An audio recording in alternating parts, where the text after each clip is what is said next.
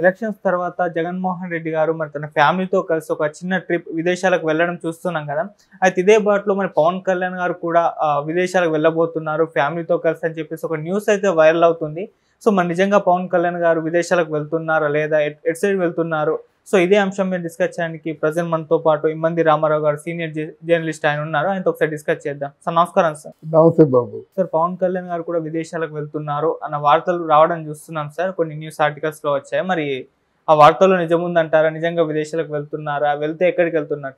నన్ను అడిగితే ఎలక్షన్స్ కంటే ముందు కంటే ఎలక్షన్స్ తర్వాతే మన జగన్మోహన్ రెడ్డి తాలూకు వర్గీయులు చాలా చురుగ్గా పనిచేస్తున్నారు. నాటు బాంబులన్నీ ఇప్పుడే చేస్తున్నారు, కర్రలు కత్తులు ఇప్పుడే చేస్తున్నారు. అలాగే ఆ భార్గవ్ రెడ్డి తాలూకు మీడియా కూడా ఇప్పుడే చురుగ్గా పనిచేస్తుంది. ముందు పనిచేస్తే బాగుండేది. అక్కడ జగన్మోహన్ రెడ్డి వెళ్ళడం అంటే ఏదో 15,000 రూపాయలు ఆన్లీ వెళ్దాం అనుకున్నాడు. వెళ్దాం అనుకున్నట్టయితే ఆయన మీద చాలా అభియోగాలు వచ్చాయి. తప్పకుండా వెళ్ళక తప్పదు అని చెప్పినప్పుడు కూడా నువ్వు వెళ్ళని వీల్లేదన్నారు. మన జగన్మోహన్ రెడ్డి విదేశీ పర్యటన ఆల్మోస్ట్ ఆల్ ముగించినట్టే. ఒకవేళ విదేశ పర్యటనకి వెళ్ళినట్టయితే జగన్కి ఇంకా ఉచ్చు బిగించుకుంటుంది. ఉన్నవి లేనివి అన్నీ కూడా బయటకు వస్తాయి. ఎందుకంటే ఎలక్షన్స్ ముందు ఏం జరిగాయో, ఎవరెవరు ఎలాంటి ప్రతివ్యూహాలు ప్రదర్శించారో అన్నీ ఇప్పుడే తెలుస్తాయి కదా. మనిషి లేడనుకునేసరికి ఇంకొంచెం ఎక్కువగా వస్తాయి. ఇటువంటి సలహాలు ఎవరో మరి కావలసిన వాళ్ళు ఇచ్చుంటారు. కానీ జగన్మోహన్ రెడ్డి మాత్రం విదేశాలకి వెళ్ళడం కల్లా వాళ్ళ తాలూకు మనుషులే. పవన్ కళ్యాణ్ కూడా, ఎందుకంటే అక్కడ అన్నా లెజినో ఉంది కదా, ఆమెను తీసుకొని వెళ్తారంటే జనం నమ్ముతారు. ఏదైనా పుకారు పుట్టించామంటే జనానికి నమ్మసక్యంగా ఉంటేనే ఆ పుకారు కొంచెం బాగా వైరల్ అవుద్ది మాట. నమ్మసక్యంగా ఉండే అంశం ఏంటంటే 2 బిడ్డలు భార్య. వాళ్ళు రష్యా ఒకసారి ఇన్నాళ్ళు బాగా నడిపోయాడు. వెళ్తారంటే పవన్ కళ్యాణ్ మీద కూడా అన్ని పుకార్లు వస్తాయి, వాటిని భరించాలి. ఎవరు తెలివైన వాళ్ళు ఎవరు విదేశాలు ఇప్పుడు పోరు. అంత కలిసి డిఫరెన్స్ ఓ 18 రోజులు.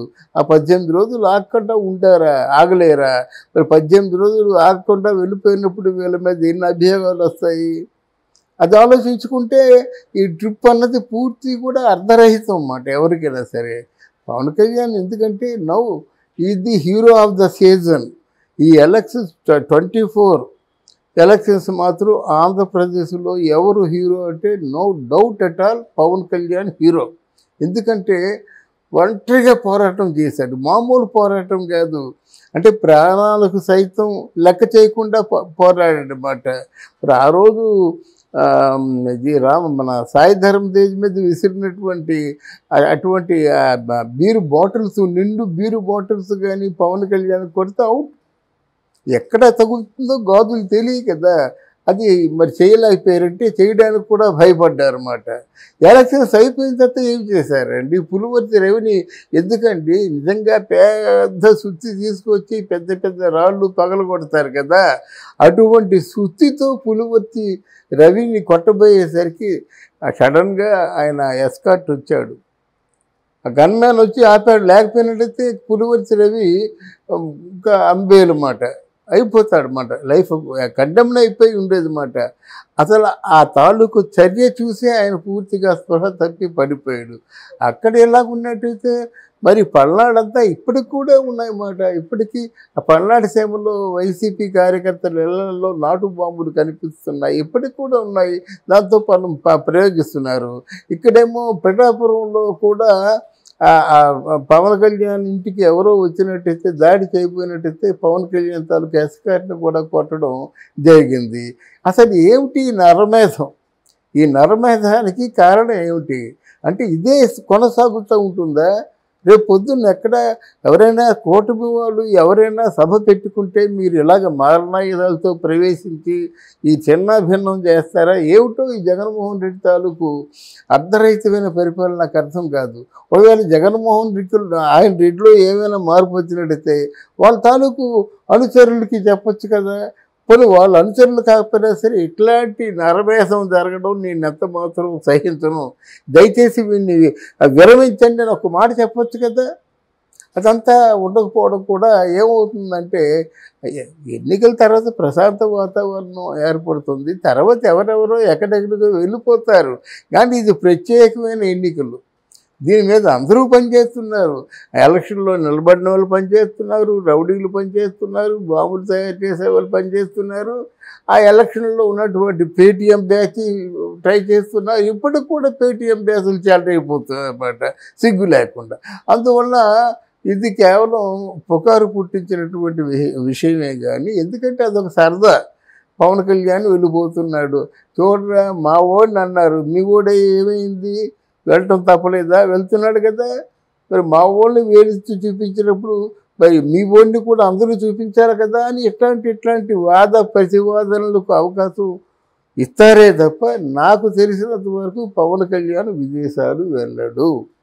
అంటే సార్ పవన్ కళ్యాణ్ గారు రిజల్ట్ వచ్చిన తర్వాత పొలిటిక్స్ లో బిజీ అయిపోతారు. ఒకవేళ కూటమి అధికారంలోకి వచ్చి పవన్ కళ్యాణ్ గారు గెలిస్తే ఆ తర్వాత ఆయన సినిమాలు కూడా ఉన్నాయి, సినిమాల్లో బిజీ అయిపోతారు. ఈ విధంగా రెండు పొలిటికల్ అండ్ సినిమాలు చూసుకోవాలి కాబట్టి ఇప్పుడే టైం దొరికింది కాబట్టి వెళ్ళే ఛాన్స్ ఏమైనా ఉంది కదా సార్? అనుకున్నప్పుడు కూడా ఆయన ఎలక్షన్లో రిజల్ట్ వచ్చినంత వరకు ఎక్కడు వెళ్ళడు. తర్వాత ఏమో పవన్ కళ్యాణ్కి పొజిషన్ ఏమిటి, పవన్ కళ్యాణ్ నిలబెట్టిన వాళ్ళకి ఎన్ని బెర్తులు ఇస్తారు, ఈయన పొజిషన్ ఏమిటి, ఉప ముఖ్యమంత్రి హోమా. ఇప్పుడు నాలాంటి వాళ్ళు అడిగితే ఉప ముఖ్యమంత్రి ఎందుకు బాబు హోమే తీసుకోని చెప్తారు. ఇప్పుడు ఉప ముఖ్యమంత్రి పదవికి బాగా విలువ తీసుకొచ్చిన వాడు భట్టి విక్రమార్క.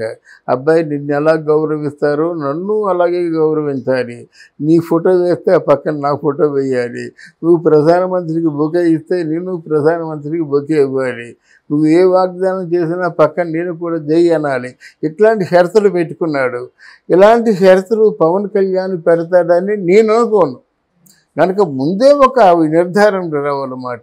పవన్ కళ్యాణ్కి అంటే గడిచిపోయిన ప్రభుత్వం చేసినటువంటి అవాంఛనీయ సంఘటనలన్నింటినీ కూడా ట్యాలీ చేసి వాళ్ళని అణగదొక్కాలంటే ఆయనకి తప్పకుండా హోమ్ ఇవ్వాలి. అది కాక వాళ్ళ తాలూకు మనుషులు కూడా ప్రాణాలకు తెగించి మరి వచ్చారు కదా. తెలుగుదేశం రావడం వేరు, అలవాటు ప్రకారంగా వచ్చినటువంటి మినిస్టర్స్, పాత మినిస్టర్స్ అందరూ నిలబడ్డారు. ఇక్కడ జనసేన పార్టీ అలా కాదు కదా. ఏమో ఎలా ఉంటుంది అసలు, జనసేనకి ఒక్క సీటు రాదు, ఇప్పుడేం గెలుస్తాడు. ఈ రోజా లాంటి అసమర్థులు వాళ్ళు ఏమన్నా నీచులు ఏమన్నారంటే ఒక వార్డు మెంబర్గా కూడా గెలవడానికి అవకాశం లేని పవన్ కళ్యాణ్ గురించి మీ నాయకుడు అని చెప్పినప్పుడు ఇప్పుడేమైంది?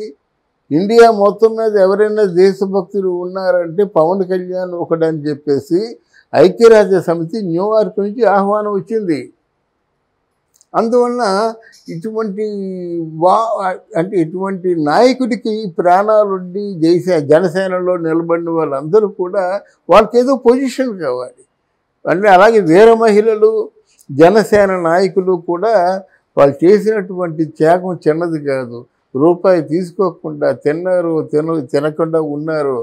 ఆ మీటింగులు సక్సెస్ చేసి ఇంట్లో డబ్బులు ఇవ్వకపోయినా సరే ఇంట్లో వాళ్ళందరూ ఎన్ని బాధలు పడుతున్నప్పుడు కూడా ఆ బాధలన్నీ భరించి నిస్వార్థమైన త్యాగం చేసినటువంటి వీళ్ళందరికీ న్యాయం చేయాలి కదా. ఇప్పుడు జగన్మోహన్ రెడ్డి కూడా ఎక్కడ ఓడిపోయాడంటే 151 సీటు ఉంది. ఎంతసేపు చూసినా 5 దుష్ట చతుష్టయం ప్లస్ జగన్మోహన్ రెడ్డి తప్ప ఇంకెవరు లేరు కదా. మధ్యలో ఒకసారి వచ్చి వెళ్ళిపోయినాడు వల్లభనేని వంశీ. ఒకసారి వచ్చిన దానికి చాలా బరువైనటువంటి నింద వేశాడు, చరిత్ర క్షమించలేని నింద వేశాడు మన వల్లభనేని వంశీ. అంటే మిగతా వాళ్ళందరికీ ఎవరికి సీట్లు లేవు, అపాయింట్మెంట్ లేవు, ఎవరికి అపాయింట్మెంట్ లేదు. ఎలక్షన్స్ ఖర్చు పెట్టిన ఖర్చులో 10వ వంతు కూడా రాలేదు. అందువల్లే నిస్పృహ ఏర్పడింది. చివరిలో పిలిచి చేపిస్తామన్నా సరే ఎలక్షన్ మేము ఖర్చు పెట్టుకోలేం కదా అనేటువంటి పరిస్థితులు ఏర్పడ్డాయి అన్నమాట. ఎందుకు ఏర్పడ్డాయి అంటే పరిపాలన సవ్యంగా లేక. ఈ పరిపాలన అంటే భయంతో ఉండాలి, క్రమశిక్షణతో ఉండాలి. వాళ్ళకి అలా భయం క్రమశిక్షణ కాకుండా అందవలసినటువంటి ఫలాలు అందుతూ ఉండాలి. దానికి పవన్ కళ్యాణ్ సరైన వ్యక్తి. ఇన్ని చేయవలసిన పనులు ఉంటుండగా వీటన్నిటికీ స్వస్తి చెప్పేసి తన వర్గాన్ని ఒక మంచి పటిష్టంగా నిర్మించుకోకుండా, తనకైన పరిష్టమైన పొజిషన్ తీసుకోకుండా ఆయన